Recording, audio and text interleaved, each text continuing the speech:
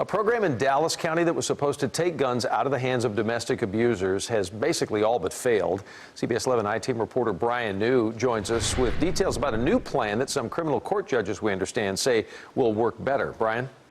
Yeah, Doug, federal law states people who have been convicted of family violence or anyone subject to a protective order cannot have a gun. The problem is the law doesn't specify who should make sure this happens. So 3 years ago, Dallas County asked judges to make sure abusers surrender their firearms. By now, the county had expected to have collected nearly 3,000 guns, but so far in 3 years, only 116 have been confiscated. We, the jury, unanimously find the defendant guilty of capital murder. Herbie Bowser, because of a protective order, should have never had a gun. But he had one that night in August 2013 when he went on a shooting spree, killing his wife and 3 others. Ferdinand Smith should have never had a gun either due to a protective order. In January 2013, he shot and killed his estranged wife. Rodolfo Vargas also killed his estranged wife with a gun despite a protective order that forbids him from possessing a firearm. In each case, the system failed, and now the I-Team has found the Dallas County program that was started because of cases like these has so far failed as well. Do you own any firearms? 3 years ago, Dallas County started a gun surrender program. The concept was simple. Whenever a judge issued a protective order or a defendant was convicted of family violence, a judge would order the abuser to turn in their guns to the sheriff's office. So far in 2018, the program has collected, on average, less than 3 guns per month. I think most people would say this doesn't seem like it's working.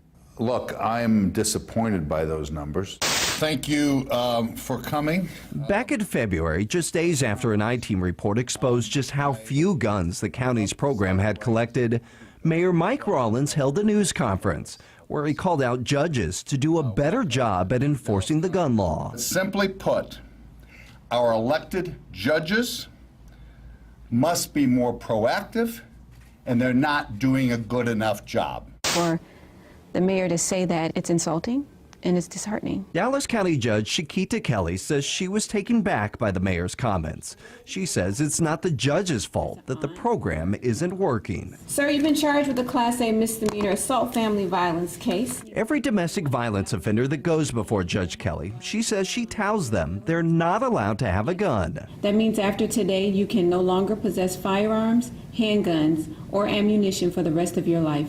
Do you have any of those items? Kelly says the problem isn't the judges. The problem, she says, is offenders often lie. It relies on the offender to tell us whether or not he has a handgun. And this is why Kelly is working on a new program, one she says will give offenders a financial incentive to tell the truth.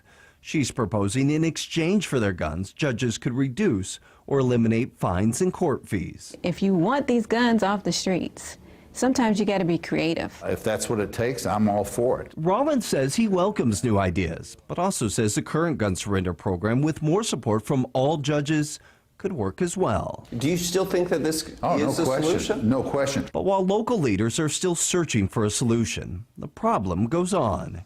In June, Pettis Gage was arrested for the murder of 36-year-old Jacqueline Davis. Police say after an argument, Gage shot Davis at this home in South Dallas.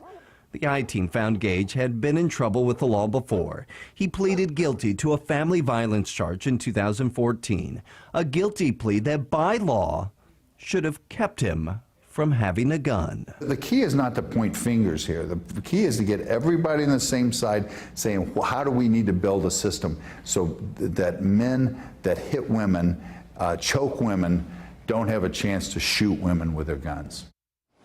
Judge Kelly hopes to roll out her incentive program sometime next month. Meanwhile, city leaders have formed a new committee with the single mission of finding better ways to get guns out of the hands of domestic violence offenders. So clearly no easy solution there. I mean, there's no cookie cutter deal here. Have you looked around with investigating the story at other communities that maybe have had more success than Dallas, let's say, and maybe it's something they could look at and go, hey, wait a second, that might be a good idea. Yeah, so up in Seattle, they also have a gun surrender program, but their program also includes the police department. The police department has a task force that goes out to ensure that those offenders, one, that they were telling the truth and that they've turned in their guns.